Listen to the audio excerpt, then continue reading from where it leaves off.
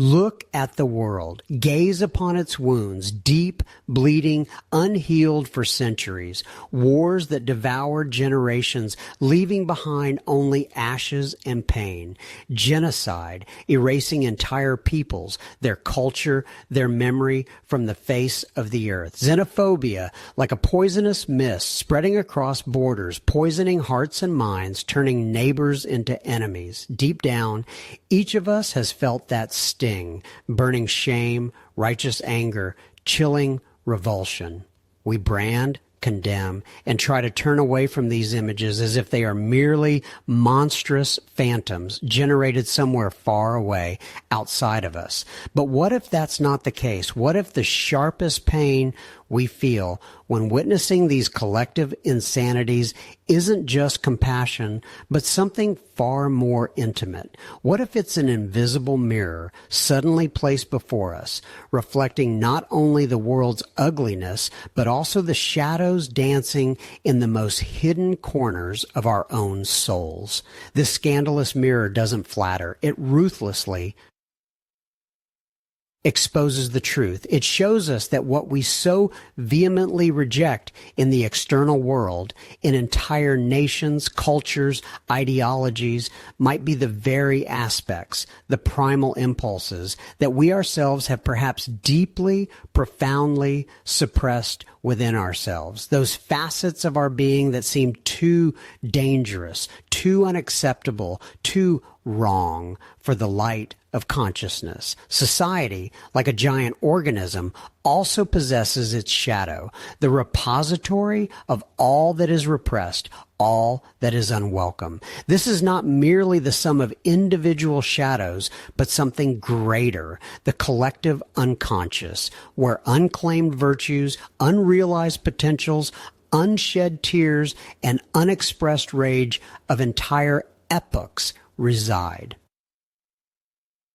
When a nation or culture driven by fear or false ideals represses certain qualities, be it the pursuit of power, healthy assertiveness, natural vulnerability, or the right to make mistakes, these repressed aspects do not vanish. They merely go deeper, mutate, gather strength in the darkness, only to erupt later in the most grotesque forms. In wars, where repressed aggression finds an outlet in mass destruction, in genocide, where fear of the other and the repressed need for control turn into a desire for total annihilation, in xenophobia, where one's own rejected otherness is projected onto strangers. This collective shadow, this abyss into which undesirable aspects of the human spirit are cast,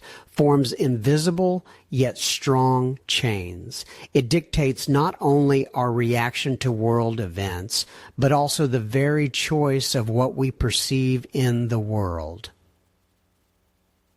What evokes the sharpest aversion, the most burning revulsion in us, isn't simply external evil. It's a beacon, a signal that something similar, something kindred, resides within our own subconscious, demanding recognition and integration. And within this seemingly negative reaction, this primal rejection, lies an incredible transformative power, a power that can break the vicious cycle of repeating history, a power that can turn blind condemnation into profound self-knowledge and fear into wisdom.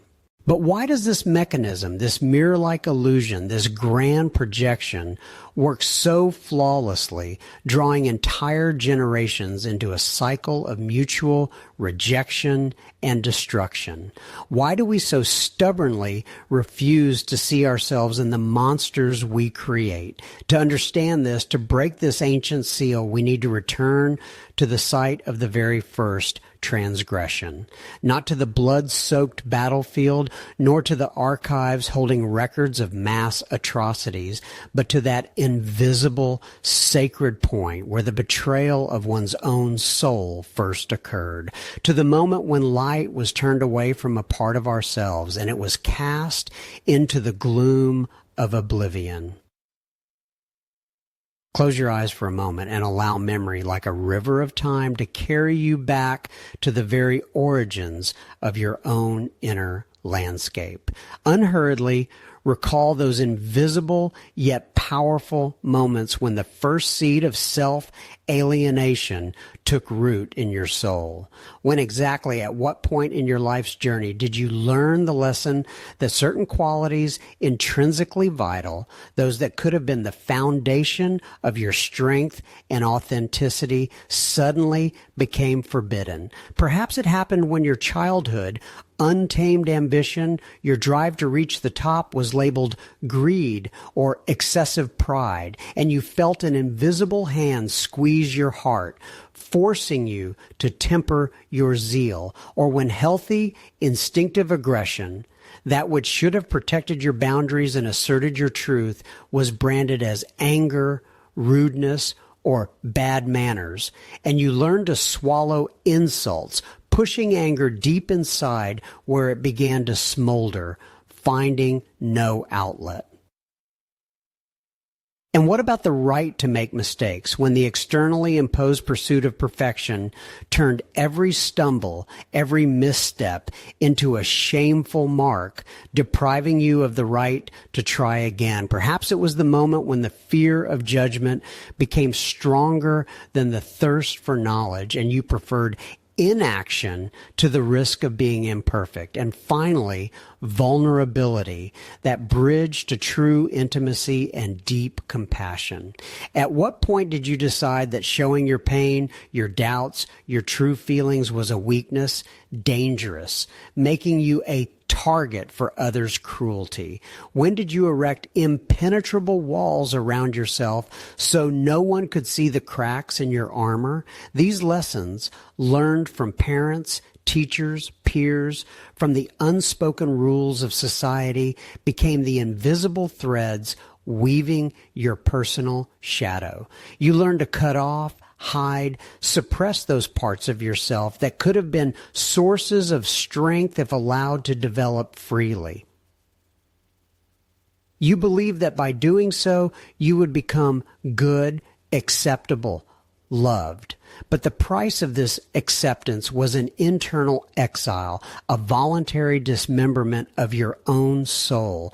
It is in these personal histories, in these hidden wounds, that an understanding of how the collective shadow is formed begins. For if each of us, generation after generation, cuts off the same aspects of our nature, these repressed energies do not disappear. They accumulate, mutate, seek an outlet, projecting themselves onto the external world, onto those who dare to embody what we have suppressed within ourselves. And this projection, this mechanism of self-deception, has its own relentless dynamic that sooner or later demands a reckoning. The shadow we have reflected upon is not merely an abstract concept or a fleeting phantom of the soul.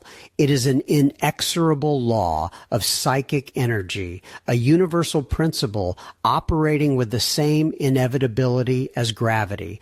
What is repressed from consciousness, be it individual or collective, does not vanish. It merely goes underground, mutates, gains strength in the depths of the unconscious, only to erupt one day in the most unexpected and often destructive forms. Imagine it as an exile from the tribe, but not a physical one. Rather, an internal banishment of those qualities deemed unworthy, dangerous, or simply inconvenient for the collective self-perception. As a society, we collectively decide what is good and what is bad, which traits are permissible and which must be uprooted. And if a tribe banishes the weak, the collective shadow banishes vulnerability. If a tribe fears strength, the shadow suppresses a healthy drive for power. These exiled aspects do not die. They wander on the periphery of the psychic landscape, accumulating frustration and unexpressed energy. But energy, like water, will find its way out. It does not disappear. It merely changes form, accumulating like an unpaid bill whose interest grows with each generation. This energy of unrealized potentials, repressed aggression, unshed grief, unaccepted vulnerability, it demands its release. And when the inner world refuses to integrate it, it is projected outward, endowing external objects, groups, or nations with the qualities we have rejected in ourselves. Recall the ancient ritual of the scapegoat described in Leviticus, or the archetypal dynamic masterfully analyzed by René Girard. An entire community facing an internal crisis, tension, or guilt transfers its entire collective shadow onto one innocent individual or group. This scapegoat becomes the vessel for all rejected qualities, all internal conflicts. They are exiled, sacrificed, destroyed. And for a short time, an illusory relief, a feeling of purification ensues. But the shadow does not disappear. It merely awaits the next opportune moment, the next victim, onto whom the accumulated energy can be projected. This mechanism underlies many historical tragedies, from pogroms to genocides, from xenophobia to wars, where entire nations demonize each other, seeing in the other only a reflection of their own deeply suppressed fears and vices. It is in these projections, in the faces of those we endow with our rejected selves, that the key lies to understanding why certain images, certain types of people evoke such irrational rejection, contempt, or even rage in us. The glimmer of the collective unconscious, often perceived merely as the background noise of social bustle, is in fact a profound symphony of unacknowledged truths.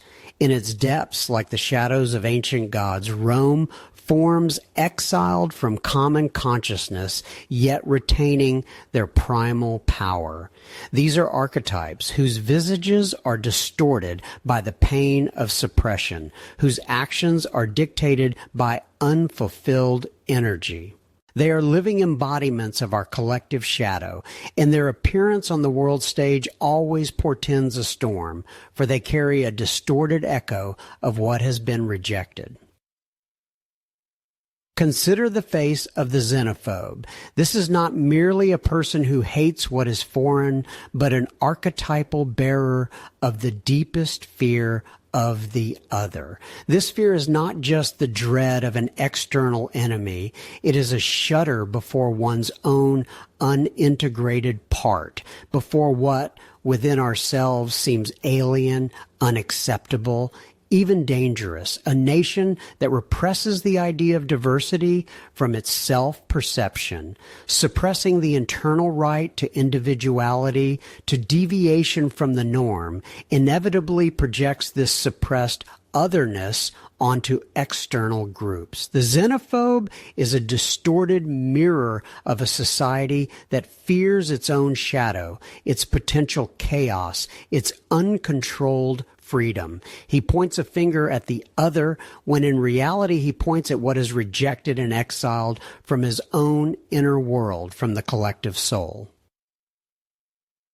Next to him stands the aggressor, or the tyrant, not only in the guise of a warlord or dictator, but in everyone who carries an uncontrollable, destructive force within them. This archetype is a distorted manifestation of suppressed, healthy aggression, ambition, the will to self-preservation, and the ability to defend one's boundaries. When a society or culture teaches that any form of aggression is evil, when the natural drive for dominance, in a positive sense, for leadership, for realizing one's potential, is suppressed when defending one's rights or expressing anger is forbidden. This energy does not disappear. It mutates, and then, like an underground volcano, it erupts in the most destructive forms as totalitarian regimes, militarism, unrestrained violence. The aggressor embodies the collective shadow of power which, when rejected, transforms into a blind, uncontrolled force seeking only one thing: release, even at the cost of destruction. And finally, the archetype of the eternal victim. This is not about the real physical victim of violence, but about a psychological position that becomes a collective narrative, sometimes even a national identity. It is the shadow of responsibility, of the capacity for healing and transformation, a society that refuses to take responsibility for its choices, its history, its mistakes, becomes stuck in an endless cycle of victimization. It projects its inability for self-analysis and self-forgiveness onto external forces, onto enemies, onto circumstances. This archetype, when dominant, manifests as an unwillingness to acknowledge one's own role in conflicts, an endless search for external blame, and the cultivation of resentment and helplessness. Such a collective stance can cause deep irritation, for it blocks the path to conflict resolution and true development. Look closely at these faces, these distorted reflections, and ask yourself what types of people, in the context of collective conflicts, be it wars, genocide, or xenophobia, provoke irrational hatred, contempt, or deep irritation in you. Look closer. Perhaps it is those who embody thoughtless aggression, or those who blindly follow the crowd, or those who cultivate eternal whining and blame the whole world but not themselves. Your reaction is not just a judgmental assessment. It is a compass pointing to those aspects of your own or the collective shadow that demand attention. In a small village lost in the mountains, where generations lived by the same unalienable customs, a stranger once appeared. He was not like them. He spoke a different dialect, wore strange clothes. His eyes were the color of the sky, not the earth like the locals. He was quiet and polite, but his otherness, like an invisible wall, separated him from the community. Old Luca, the elder whose wisdom was revered and whose words were law, became the voice of collective unease. He saw in the stranger not just a person, but a symbol of everything that threatened their established world: change, the unknown, potential chaos. He is different. He is not one of us, Luca whispered, and his whisper spread, growing with fears and suspicions. Luca projected onto this innocent stranger his own unspoken anxieties about the aging world, the fragility of traditions, about their small, closed world, possibly being destroyed from outside. His fear, reinforced by the collective repression of any deviation from the norm, turned into active hostility. The stranger was first avoided, then threatened, and eventually banished. Not for what he did, but for what he was, for being a living embodiment of their own suppressed shadow, their unaccepted otherness, their fear of their own transformation. It is in this expulsion, in this rejection of the other, that a great tragedy and a great irony lie hidden. For what we banish, what we demonize, always carries within it a seed of potential, a distorted form of power that, when recognized and accepted, could become a source of incredible growth and healing. Each of these shadows conceals something valuable, something that was rejected and turned into poison. Our previous reflection illuminated the ghostly forms that haunt the collective psyche, the xenophobe, the aggressor, the eternal victim. These are not merely social ailments, but distorted reflections of something profoundly human, something exiled from the conscious sphere. To declare them demons is to miss the tragic irony of their existence. In essence, they are guardians of forgotten virtues, scarred by neglect. Look at the xenophobe. His shadow looms, casting doubt on every unfamiliar face, every foreign custom. But what truth does this fear conceal? What right, what capacity was forcibly rejected? When a nation or culture demonizes the other, it often suppresses its own capacity for integration and renewal. Fear of the stranger is, at its core, a fear of the unknown within oneself, a refusal to acknowledge the myriad possibilities of being. By expelling the other, we deny ourselves the profound gift of perspective, the chance to see our own identity through a fresh lens, to evolve beyond self-imposed boundaries. We lose the right to expand, to weave new threads into the tapestry of our collective soul, remaining instead in a sterile, self-referential echo chamber. The vibrant pulse of curiosity, the daring to embrace differences, the very potential for a richer, more complex identity. These are the treasures locked away when the xenophobe reigns. And what about the aggressor, the tyrant, whose shadow manifests as dominance and oppression? This is not merely unbridled malice. It is tragically a perversion of strength, the healthy, vital energy of assertiveness, the courage to stand one's ground, to lead with conviction, to initiate change, to forge a new path. These are the primal energies from which the tyrant draws his distorted power. When society collectively condemns all forms of assertive power, fearing its potential harm, it often cripples its own ability to act decisively, to defend its values, to innovate, and to transform. The right to exert healthy influence, to stand firm in one's truth, to channel raw energy into constructive creation.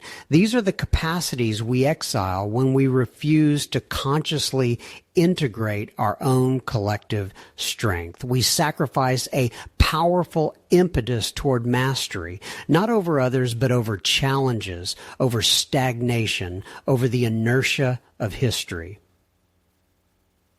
We relinquish the right to shape our destiny, allowing it instead to fester into destructive impulses. Finally, the eternal victim. This shadow archetype speaks of helplessness, of endless suffering without agency. Yet what profound truth is hidden beneath this posture of perpetual pain? It is the collective denial of responsibility, not only for past mistakes, but for the inherent power to choose a different future. To embrace the victim archetype is to surrender the right to resilience, to self-determination, to transformation. It is to reject the difficult yet liberating truth that even in suffering lies the seed of wisdom, the potential for growth. By clinging to a narrative of innocent suffering, society deprives itself of the capacity for healing, for forgiveness, both of self and others, and for the courage to rebuild. It silences the powerful voice of subjectivity, the right to define its own narrative, to learn from its wounds, and to rise from the ashes not as a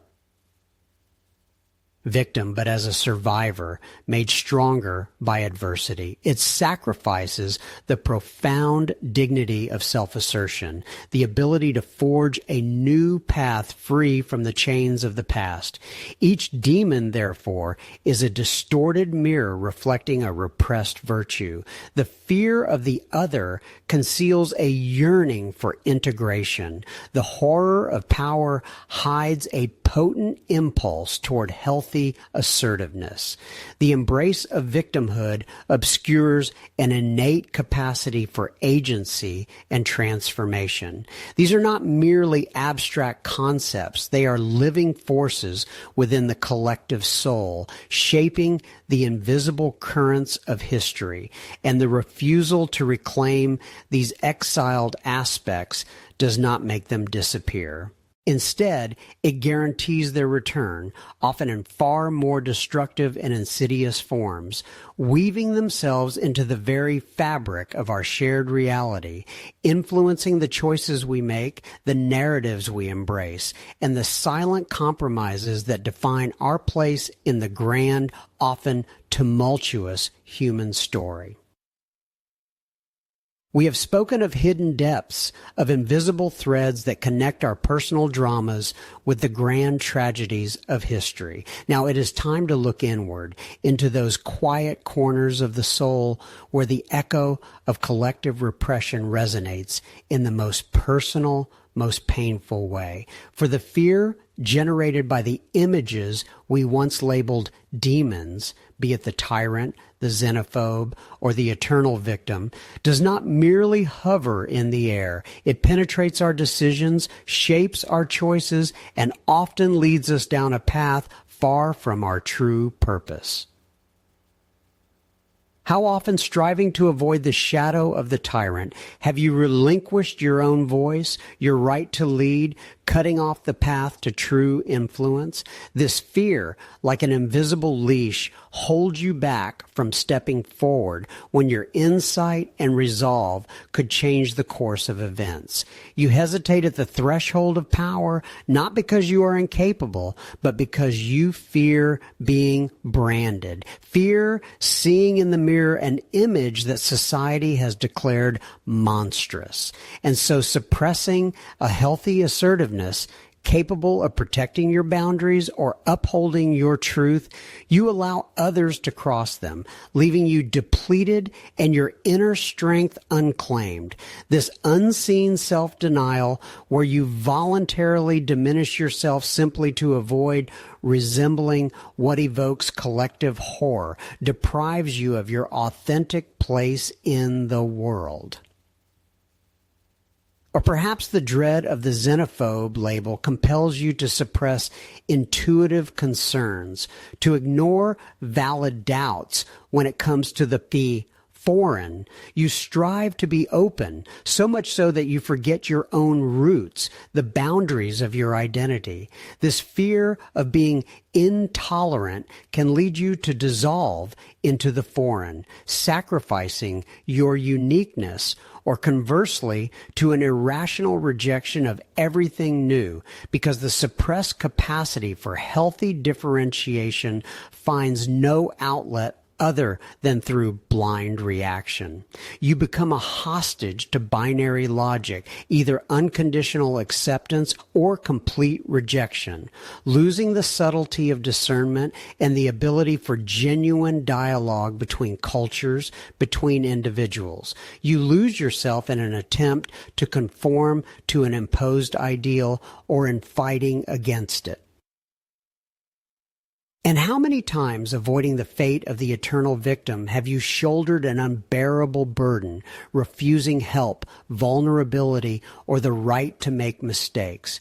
You fear appearing weak, needy, fear being used or humiliated. This struggle for autonomy, born from collective contempt for helplessness, leads to isolation, burnout, and a silent despair, where the world is perceived as a battlefield where everyone must survive alone. You reject the very possibility of deep connection because it requires trust and openness to the pain that society so diligently hides. You lock away your vulnerability, turning it into an invisible armor that, while protecting from wounds, simultaneously cuts you off from life. The point is not to become these demons, no. The point is that the very fear of resembling them or being accused of such resemblance forces you to make decisions that do not serve your true nature. It is not your personal evil that you push away, but those aspects of your strength, your wholeness, your vulnerability that have been repressed by the collective consciousness.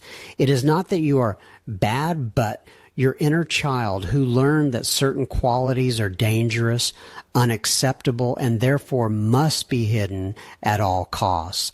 And that cost is your authenticity, your freedom to be yourself.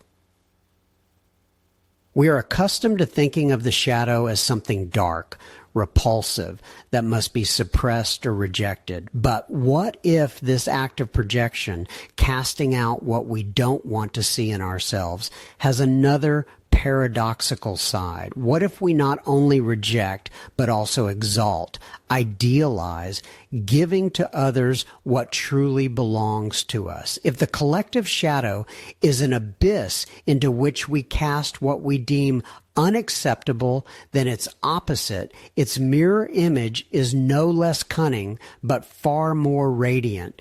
We speak of the concept of the golden shadow, the repository of those aspects of our psyche that are so perfect, so dazzling, that we cannot believe in their existence within ourselves.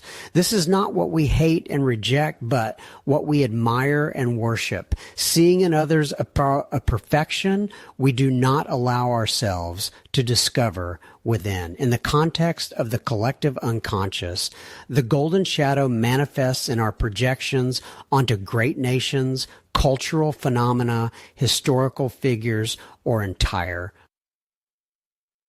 civilizations whose achievements seem unattainable to us. We see it in the grandeur of ancient empires, in the unwavering resilience of national heroes, in the brilliance of cultural masterpieces that seem to have reached unimaginable heights. We place these images on pedestals unconsciously, handing them the keys to our own undiscovered treasures. In this dazzling light of admiration lies a subtle yet powerful form of self-sabotage. We project onto these external idols our own unrealized gifts, our dormant talents, our untapped power. We give them what rightfully belongs to us, preferring to be witnesses to others' greatness rather than creators of our own. The paradox of the golden shadow is that the brighter our external ideal shines, the dimmer our inner flame becomes, for the energy intended for our growth fuels another's pedestal.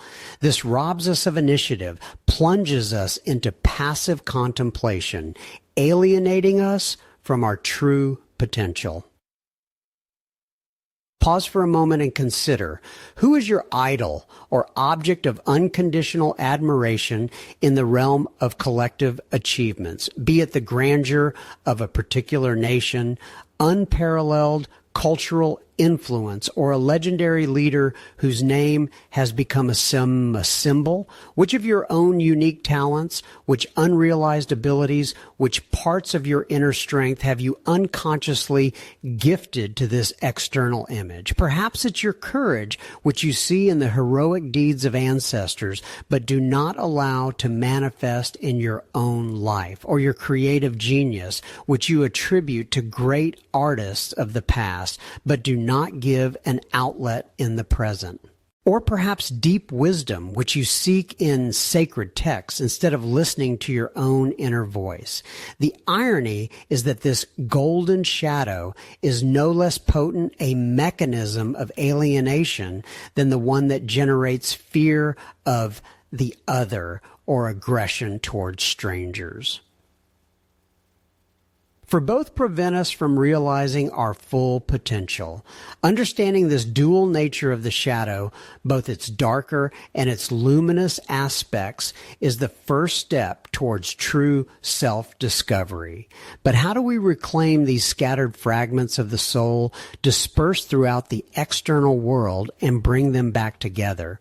We have spoken of shadows, of the invisible threads connecting us to the collective unconscious, of the specters of repressed qualities wandering through the labyrinths of history. Yet knowledge not transformed into action remains merely another speck of dust on the shelf of the mind. The time has come not just to see, but to act. It is time to reclaim what has been given away, projected, or rejected. Imagine the world around us not merely as a stage where others' dramas unfold, but as a colossal mirror reflecting every facet of our own being. Nations, cultures, and even those we brand as enemies or elevate to the heavens. These are but distorted or idealized echoes of our inner landscape. The new philosophy I propose centers on a radical act of reclamation. This is not about forgiving or forgetting others' transgressions, but recognizing that the energy we invest in hating or adoring external objects inherently belongs to us. The collective shadow, manifested in xenophobia, aggression, and genocide, is not merely an external evil. It is our suppressed power, our unintegrated aggression, our rejected vulnerability, which have mutated and taken monstrous forms because we refuse to acknowledge them. Similarly, the golden shadow projected onto idealized nations or heroes represents our untapped potential, our own unclaimed beauty surrendered to external idols. How then do we reclaim this energy scattered across the world? The tool is simple, yet it demands honesty and courage. Let's call it the mirror of nations. For a week or longer, as you read the news, watch documentaries, or simply reflect on world events, pay close attention to your emotional reactions. When you feel strong aversion, anger, or fear towards any nation, culture, or group of people, pause. Ask yourself, what quality that I so strongly condemn in them could be my own repressed shadow? What part of my strength, my aggression, or my weakness do I not allow myself to see and integrate and therefore project onto them? Conversely, when you feel excessive admiration or idealization towards any nation, culture, leader, or ideology, ask yourself, what quality that I so strongly adore in them is actually my own unrevealed potential, my golden shadow, which I am afraid to claim and express. This exercise is not an excuse for evil, but a path to understanding its roots within ourselves, to shattering the illusion of a purely external enemy or ideal. It is a practice of reclaiming sovereignty over your own psyche, ceasing to be a puppet in the grand theater of collective projections. For as long as we project, we remain either victims or blind executioners, unaware that the source of conflict lies not only in others, but also in the unintegrated parts of ourselves. And when this energy is reclaimed, when the fragments of ourself scattered throughout the world of projections are gathered and integrated, then we can speak of genuine power, of creation, of the ability not merely to react to the world, but to actively shape it. Then the door will open to what lies beyond personal and collective shadows, to the true architecture of the future, unburdened by the legacy of the past, to a new dimension of human existence.